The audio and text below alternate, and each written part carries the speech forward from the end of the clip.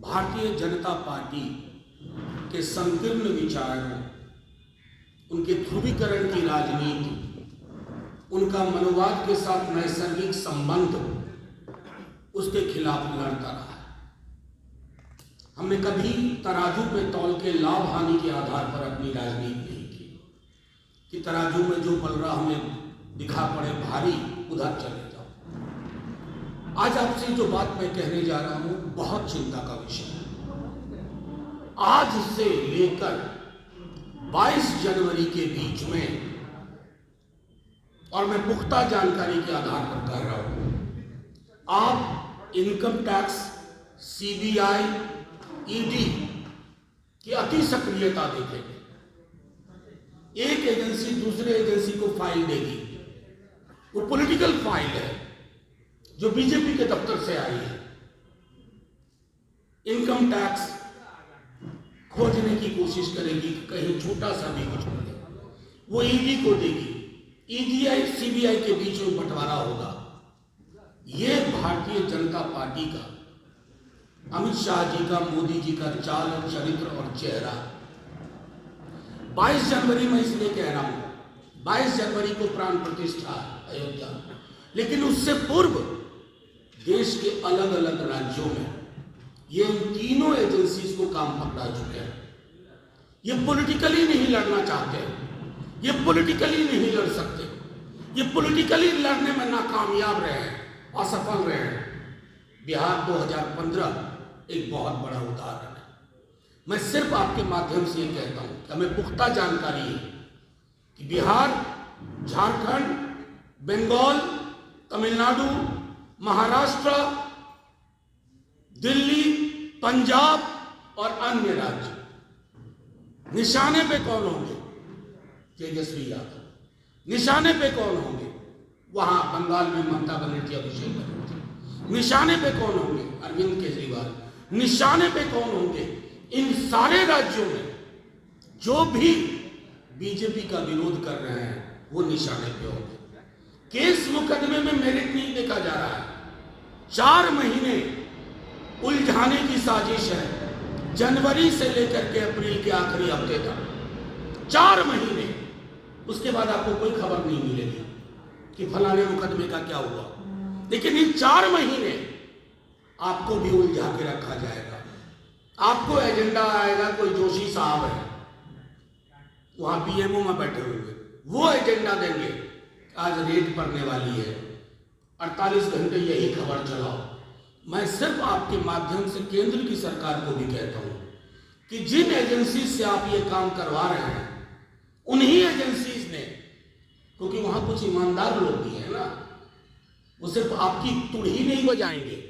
उन्होंने भी कहा है कि सर ऐसा ये लोग कोशिश कर रहे हैं कि लोकसभा चुनाव से पूर्व इन तमाम एंटी बीजेपी महत्वपूर्ण चेहरों को उलझा के रखो।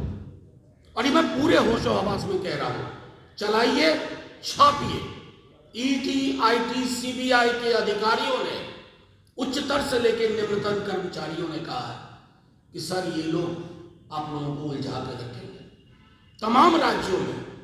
तो मैं आपके माध्यम से सिर्फ उसी सत्ता प्रतिष्ठान को ये कहना चाहता हूं कि डर और खौफ की राजनीति में हार आपकी ही होगी। कौन से राम मर्यादा पुरुषोत्तम की प्राण प्रतिष्ठा कर रहे हो? कभी पढ़ा भी है कि राम का चरित्र क्या था? फिर आपको शर्म आएगी, आप खुद प्राण प्रतिष्ठा समारोह में नहीं जाओगे। भय मुक्त है, भय नहीं है, लेकिन भय, भूख और घृणा के खिलाफ जो लोग राजनीति करते हैं उनको किसी का भय नहीं होता। हम तो उसी के खिलाफ की राजनीति कर रहे हैं। बस आप लोग चूंकि इतनी बंदिशों के बावजूद आप हमारी बात पहुंचाते हैं, आप हमारे नेता तेजस्वी जी की या लालू जी की बात पहुंचाते हैं। हम सिर्फ इतना बताना चाहते हैं कि हमें खबर है कि सिर्फ हमें ही नहीं, आप देश के अलग अलग राज्यों में कल से सक्रिय होंगे, खास तौर पर 22 तारीख तक। 22 तारीख के बाद 10 दिन आप कुछ और करिएगा, लेकिन 22 तक आप इस कार्य को अंजाम देने जा रहे हैं। और मैं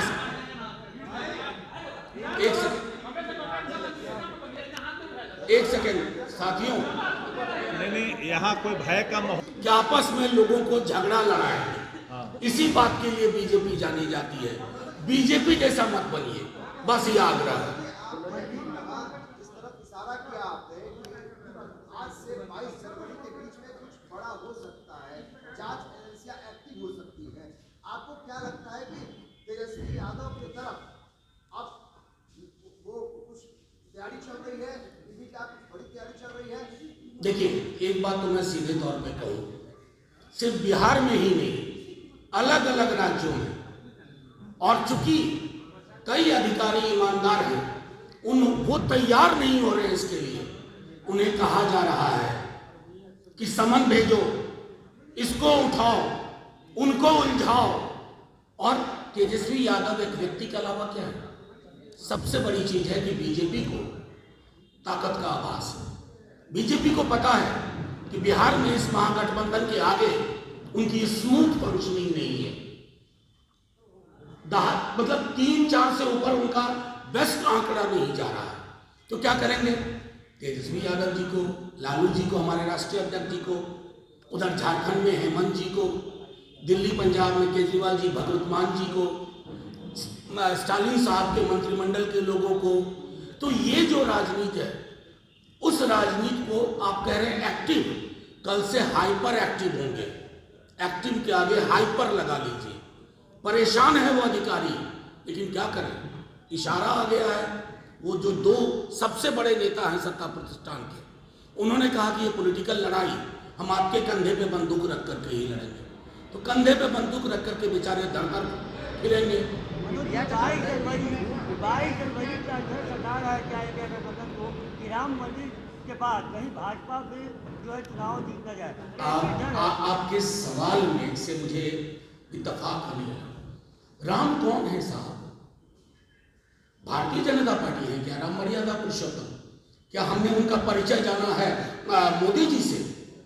मर्यादा पुरुषोत्तम की सबसे बेहतर अवधारणा गांधी की थी, हे राम।